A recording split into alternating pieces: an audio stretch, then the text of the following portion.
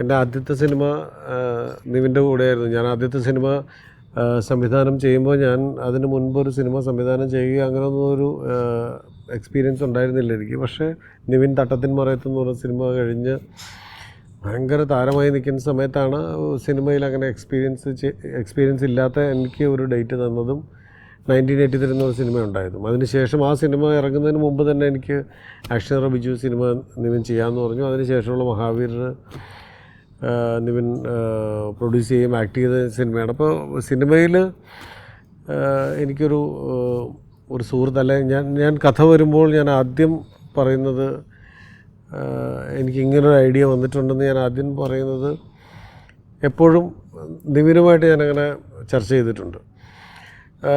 Action hero Biju 2 നമ്മൾ start ചെയ്തതാണ്. അത് ചെറിയൊരു സാങ്കേതിക പ്രശ്നം ദൗർഭാഗ്യപരമായ രീതിയിൽ അതിനെ സംഭവിച്ചു.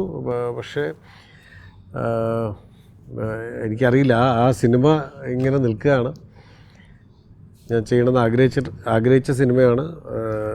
അത് എപ്പോഴെങ്കിലും സംഭവിക്കുമായിരിക്കാം. അപ്പുറത്തെ ഒരാളിരിക്കുന്നുണ്ട്, മേജർ സാർ.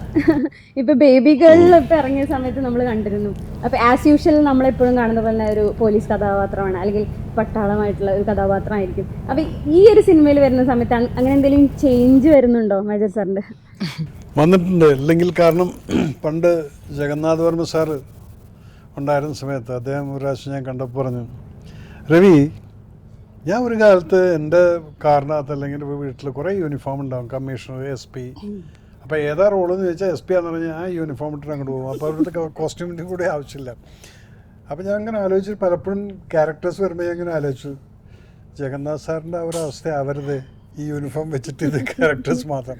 പക്ഷെ അതിൽ നിന്നൊക്കെ ഒരു മാറ്റം വരുത്തിയത് ഷൈൻ്റെ പടങ്ങളിൽ കൂടെ. ആക്ഷൻ ഹീറോയിൽ ചെയ്തിട്ടുള്ള കമ്മീഷണർ പോലും മസിൽ പിടിച്ചിട്ടുള്ള കമ്മീഷണർ അല്ല. So there was a flexibility in that. So our character is like that. അപ്പോൾ അന്ന് ആ പടം കണ്ടിട്ട് ഇവിടെ ACP ആയിരുന്നു നിശാന്തിനി. Now she's abroad. ഇവിടെ ഉണ്ട്. So she saw the film and അത് കഴിഞ്ഞിട്ട് എൻ്റെ അടുത്ത് വന്നിട്ട് ഓടി വന്ന് കെട്ടിപ്പിടിച്ചിട്ട് ടിപ്പിക്കൽ വിജയൻ സാറ് തന്നെയാണ്. ഞങ്ങളുടെ ഓഫീസിൽ വിജയൻ സാർ ഇതുപോലെയാണ്. ആദ്യമൊക്കെ വളരെ മര്യാദയ്ക്ക് തെറിയും ദേഷ്യം വന്നു കഴിഞ്ഞാൽ പിന്നെ ഒരു രക്ഷയില്ല. ഒത്തേപോലെ എന്താ അദ്ദേഹത്തെ കോപ്പി അടിച്ചു. ഞാൻ പറഞ്ഞല്ലല്ലോ, ഇത് എൻ്റെ ക്യാരക്ടറാണത്. അപ്പം അതുപോലൊരു മാച്ച് വന്നു എന്ന് കാരണം ശരിയാണ്, വിജയൻ സാർ അങ്ങനെയായിരുന്നു. സോ ഈ പടത്തിനകത്ത് ഇത് വിളിച്ചപ്പോൾ കുറച്ച് ആദ്യം ഒരു പേടിയുണ്ടായിരുന്നു. നമുക്കുണ്ടല്ലോ സമൂഹത്തിനകത്ത് ചില ഇമേജ്, അപ്പം ആ ഇമേജിന് വല്ലതും പറ്റുമെന്നുള്ളൂ. അപ്പോൾ ഷൈൻ 2-3 പ്രാവശ്യം വിളിക്കുമ്പോൾ തന്നെ എനിക്ക് മനസ്സിലായി എന്തോ ഒരു സംഭവം വരുന്നുണ്ടെന്ന്. അവസാനം വീട്ടിൽ വന്നു കാര്യങ്ങളൊക്കെ പറഞ്ഞു, പ്രക്ഷോഭം ഉണ്ടാകും. ഞാൻ പറഞ്ഞു, ഷൈനെ വേണോടത്, ഇല്ലല്ലോ സാറ് ചെയ്തേ പറ്റും. പിന്നെ അവിടെ ഞാൻ പറഞ്ഞു, ഇനി നീയായി നിൻ്റെ പാടായി, അത് നീ എവിടെ നിർത്തിയാലും ശരി, എന്നെ തുണി കഴിപ്പിച്ചിട്ട് ഇനിയിപ്പോൾ then I surrender to you. But then when I did the character, അപ്പോഴാണ് നമ്മൾ റിയലൈസ് ചെയ്യുന്നത് I can do like this also എന്നുള്ളത്. നമുക്ക് ഇങ്ങനെയുള്ളൊരു spontaneous reactions that happens to be, അത് ഒരു ഹ്യൂമറസ് സെൻസിൽ മാറുന്നതും ഇതൊക്കെ നമ്മൾ ചെയ്യുമ്പോഴാണ് നമ്മുടെ ഉള്ളിൽ ചെറിയൊരു ആക്ടർ ഉണ്ട്, അത് പല രീതിയിലും യൂസ് ചെയ്യുന്നതിനനുസരിച്ച്. So that depends on the director and the confidence. അദ്ദേഹം ആ ഒരു ക്യാരക്ടർ സാർ തന്നെ ചെയ്യണം എന്ന് പറഞ്ഞതിൻ്റെ അർത്ഥം എന്താണെന്നുള്ളത് ഇപ്പം എനിക്ക് മനസ്സിലാവുന്നുണ്ട്. Why he wanted to, because people expect me in, as you set, ഒരു മസിൽ പിടിച്ചിട്ടുള്ള ഒരു ഇതിൽ അതിന് വളരെ ലൂസായിട്ടുള്ള ഒരു സംഭവമായിട്ടാണ് ചെയ്യിപ്പിച്ചിരിക്കുന്നത്.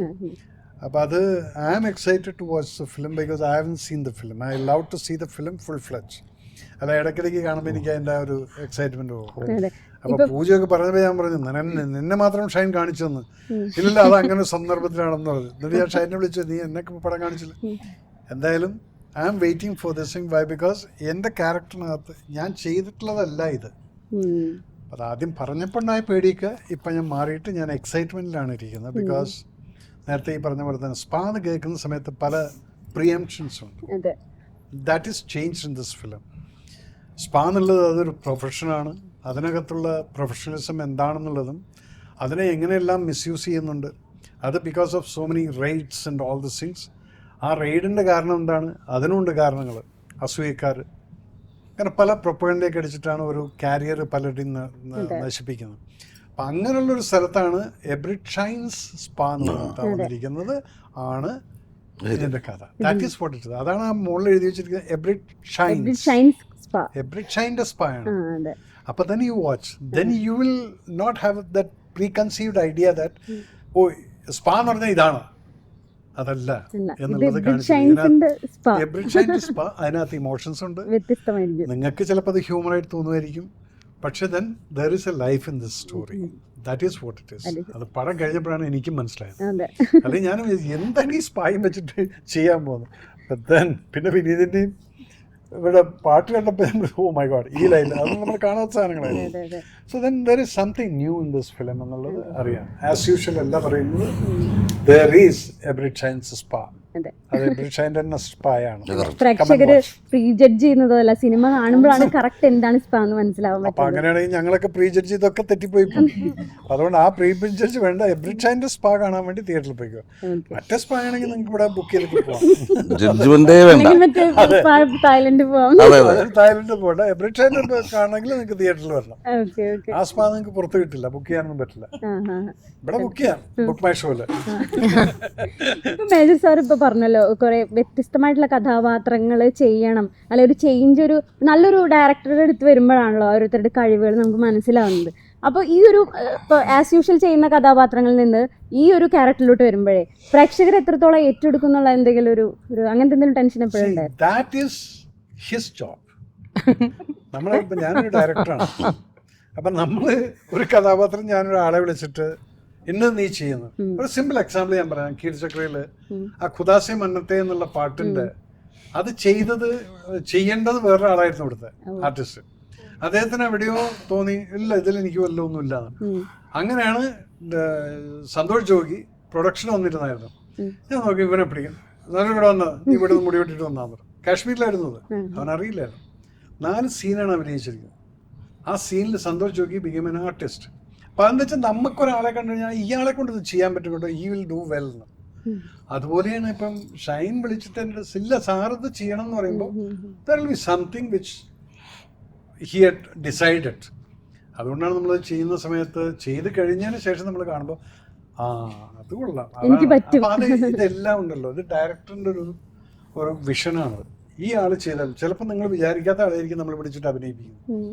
പക്ഷെ അത് പെർഫോം ചെയ്ത് വരുന്ന സമയത്ത് അത് ആൺകുട്ടിയാണെങ്കിലും ശരി പെൺകുട്ടിയാണെങ്കിലും ശരി അത് വരുമ്പോഴായിരിക്കും ഈ ഡയറക്ടറുടെ വിഷൻ നമുക്ക് കാണാൻ പറ്റുന്നത്. അതുകൊണ്ടാണ് നല്ല ഡയറക്ടറും ചീത്ത ഡയറക്ടർ എന്നുള്ളതല്ല, ഗുഡ് പെർഫോമൻസ് എടുക്കാൻ പറ്റുന്ന ഡയറക്ടേഴ്സും ചിലതുണ്ടെങ്കിൽ വിട്ടുകൊടുക്കാം. ഇപ്പൊ പ്രിയേട്ടനെയൊക്കെ സംബന്ധിച്ചിടത്തോളം ഞാൻ കാണുന്നത് എന്താണ്, പ്രിയേട്ടൻ്റെ കൂടെ ഒരു ടീമുണ്ടായിരുന്നു കോമഡി.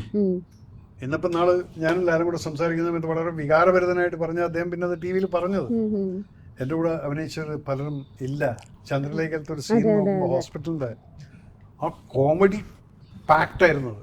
മമ്മൂക്കയ, ഇന്നസെൻ്റ്, ശ്രീനേട്ടൻ എന്ന് പറഞ്ഞാൽ ഇനി അതിലില്ലാത്ത ആളുകളൊന്നുമില്ല. അവരാരും ജനാർദ്ദൻ ചേട്ടൻ ആരെ നോക്കിക്കഴിഞ്ഞാൽ എല്ലാം ഉണ്ട്. അതൊരു പാക്കാണ്. അപ്പം എന്താ വെച്ചാൽ പ്രിയേട്ടനോട് ഞാൻ അസിസ്റ്റ് ചെയ്തിട്ടാണ്, അപ്പുറം വിട്ടുകൊടുക്കും. അതിനകത്ത് പെർഫോമൻസ് ആർട്ടിസ്റ്റ് ഉണ്ട്. ഇത് ഞങ്ങളെയൊക്കെ പെർഫോം ചെയ്യിപ്പിച്ചാൽ ഞങ്ങളെ ആർട്ടിസ്റ്റ് ആക്കിയിട്ടുള്ളത് എബ്രൈഡാണ്. അവിടെ അങ്ങനെയാണ് പിന്നെ വേറെ ആൾക്കാർ നമുക്ക് പെർഫോം ചെയ്യാൻ സാധിക്കുന്നത്.